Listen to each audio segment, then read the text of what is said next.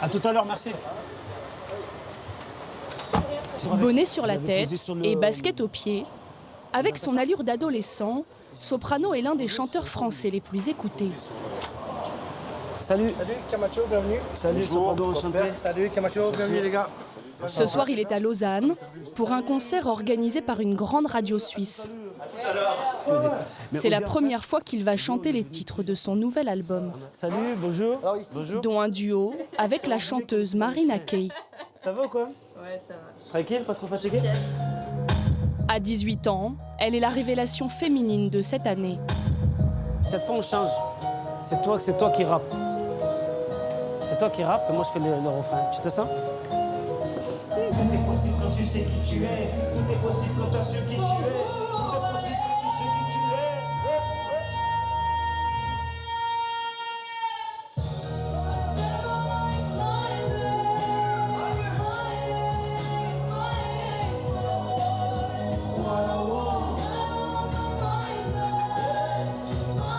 Elle est originaire de la même ville que Soprano et une fan de la première heure.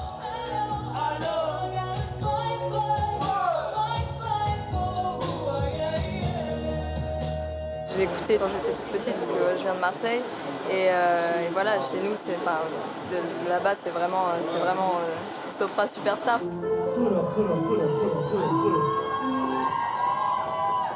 Est-ce que vous êtes chaud? Ce soir, je suis... Si depuis quelque temps le rappeur a autant de succès, c'est parce qu'il a mis dans sa musique des rythmes plus festifs, loin des clichés négatifs qui collent parfois au rap.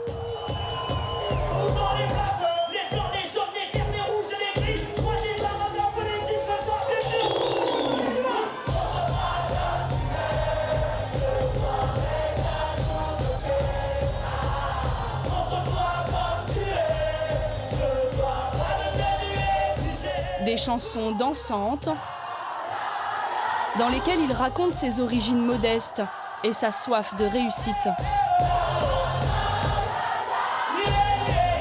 C'est un morceau qui est important pour moi parce qu'il explique comment toute ma vie j'ai essayé de grimper et de grimper et de grimper pour montrer que même si je venais des quartiers, même si j'étais black, même si j'étais musulman, même si j'ai une chapeau casquette, ben je pouvais devenir quelqu'un. Paris réussi. À 37 ans, Soprano est au sommet. Le job s'habille plus en Prada. Le job s'habille plus en Prada. Il vient d'être nommé artiste francophone de l'année par une grande radio.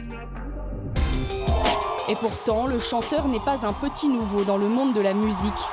Il a plus de 20 ans de carrière derrière lui et 2 millions de disques vendus. De son vrai nom, Saïd Emroum Baba, le chanteur est d'origine comorienne.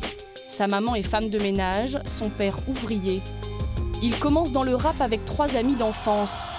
Lui qui a toujours aimé chanter se fait appeler Soprano.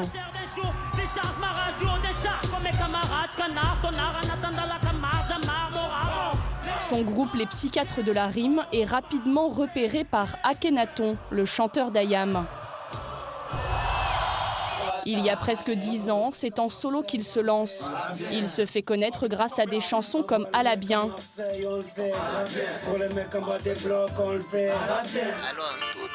Son dernier tube, En feu, est classé dans le top 3 des titres les plus écoutés en quelques semaines. Comment ce rappeur est devenu l'un des chanteurs les plus populaires? Pendant plusieurs jours, il nous a ouvert les portes de sa vie à 100 à l'heure.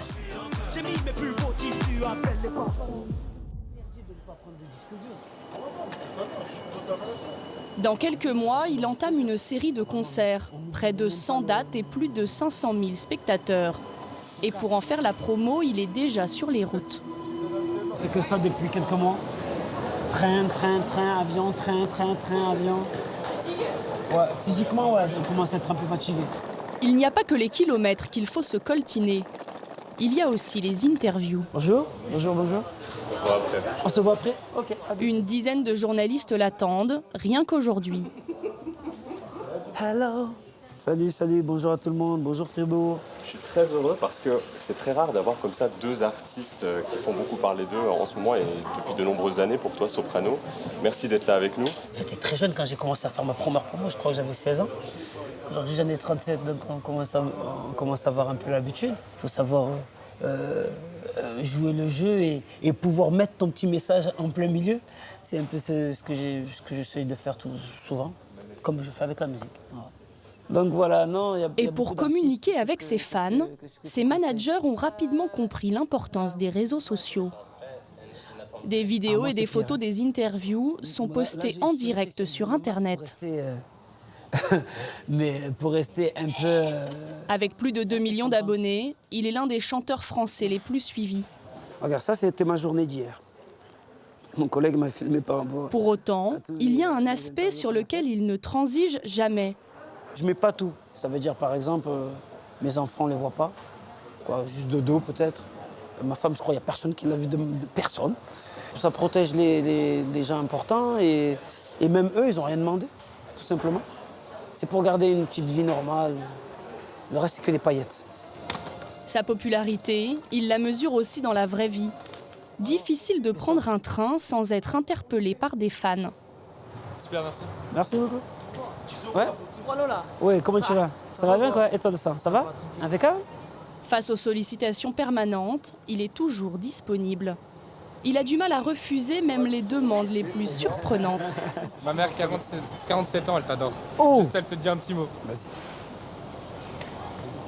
Allô, bonsoir, bonsoir. Ah, merci beaucoup, ça me touche beaucoup. Merci beaucoup, au revoir. Elle déchire ta maman. Merci mon frère. Allez, à bientôt. Hein. Rentre-toi. Merci, ciao. Au top, il est génial. S'il suscite autant d'enthousiasme, c'est aussi parce que dans ses chansons, il prône un message de paix et de tolérance.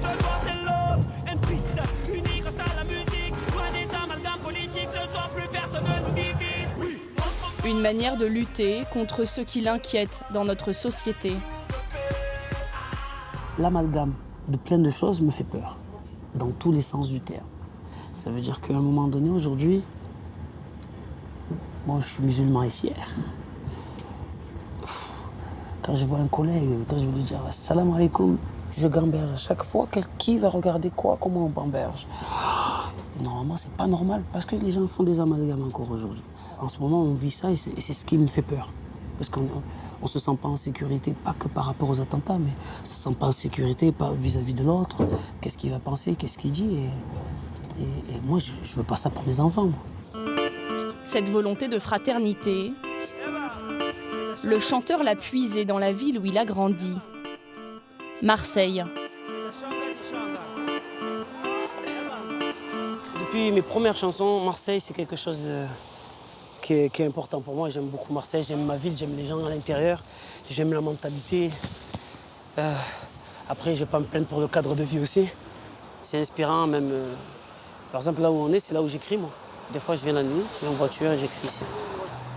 Pourtant, le chanteur n'a pas toujours vécu dans les endroits les plus chics de Marseille. Soprano a passé son enfance dans une des plus grandes cités de la ville. Pourquoi tu veux nous ouvrir la porte pour faire le mec Ce midi, il retrouve ceux avec qui il a grandi. Ses amis, mais aussi ses frères et ses sœurs. Ça va Oussouni? Allez, viens, papa. C'est quoi les places alors? Et pour l'occasion, sa petite sœur Naïma a apporté quelques photos. Ça, c'était l'époque carnaval. Pas toujours très flatteuse. Ça, c'est mention spéciale quand même. Hein. C'est l'enchaînement sandales-chaussettes, s'il vous plaît. Ça, c'est un collector. Voilà. Ça, c'est un collector. Voilà. J'assume cette tenue. Je l'ai moins assumé quand mon père quand je suis rentré en 6e, qui m'a dit, et tout le monde était en Nike, Adidas et tout à la rentrée, et moi j'étais en sandales. J'ai dit papa, il me dit ouais, sandales. Là c'est moins assumé, je te l'ai dit, quand tous tes collègues se moquent de toi, c'était pas mal. Dans sa chambre d'ado, Soprano compose et écrit ses premières chansons. Ses frères et sœurs lui servent alors de public. comme on était tous dans la même chambre, à un moment donné, voilà, quand ça répétait, on était là, on écoutait. C'était nous les premiers fans en vrai. Après, genre, on fait des spin-offs. Merci Al-Had. Ses parents, eux, sont beaucoup moins enthousiastes. Mais ils n'étaient pas d'accord. Quand je disais que je faisais de la musique, c'était la guerre. Le rap, c'était gangster, underground et tout. Donc ils avaient tellement peur. Ils se disaient, mais qu'est-ce que c'est? C'était à l'époque des années 90. Ils voyaient NTM. NTM. Ils voyaient marqué NTM pour eux, c'était dur. Je leur expliquais, mais ils ne comprenaient pas. Donc c'était eux qui me camouflaient. Ça veut dire que quand je partais à un concert, quand je faisais un truc, c'était eux qui me camouflaient. Surtout lui là. Ni ses parents, ni le reste de sa famille n'auraient imaginé qu'un jour, le cow-boy du carnaval remplirait l'un des plus grands stades de France. Bon appétit. Bon appétit, hein. Dans quelques mois, Soprano se produira au stade Vélodrome, à Marseille. Une consécration. C'est un symbole fort même pour les jeunes des quartiers. Le fait de faire un concert là, j'espère, ça donne un peu de force et de l'espoir. Donc c'est cool, quoi. On n'est pas bien là, hein?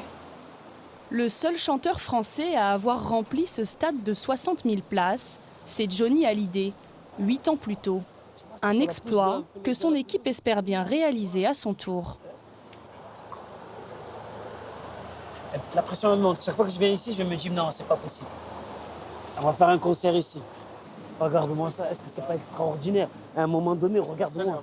Lui qui venait déjà tout petit regarder les matchs de l'Olympique de Marseille sera bientôt le seul joueur sur le terrain. Quand j'étais petit, moi j'étais là, moi. Et la scène, elle va être là. La scène, elle va être là. C'est quelque chose qu'on a rêvé quand même. C'est quelque chose qu'on a galéré quand même.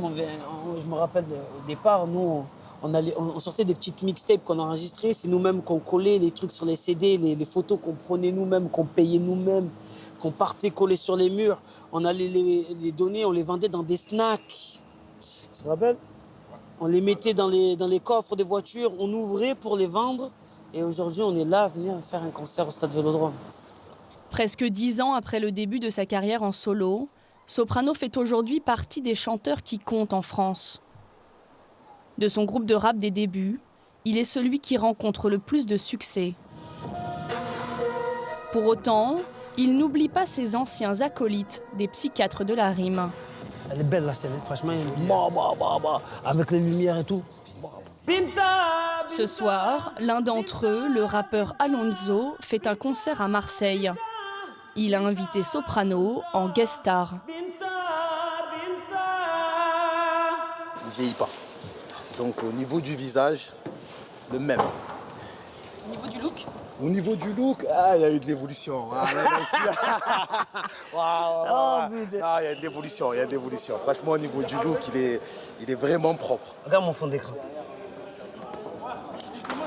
Ouais, voilà. Regarde, tu vois, là tu vois les quatre.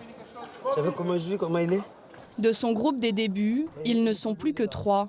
L'un d'entre eux est décédé. Tous ont continué dans la musique. 1, 2, 1, 2. Mais contrairement à ses anciens complices, Soprano s'est tourné vers des chansons plus enjouées.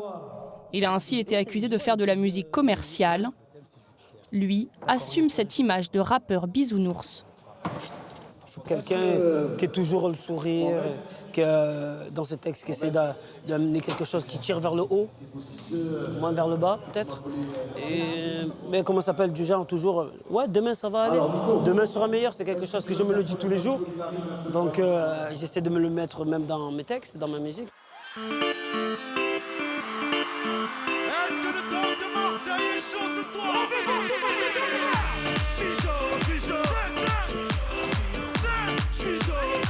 Dans quelques mois, il sera seul sur scène pour la plus grande tournée de sa déjà longue carrière.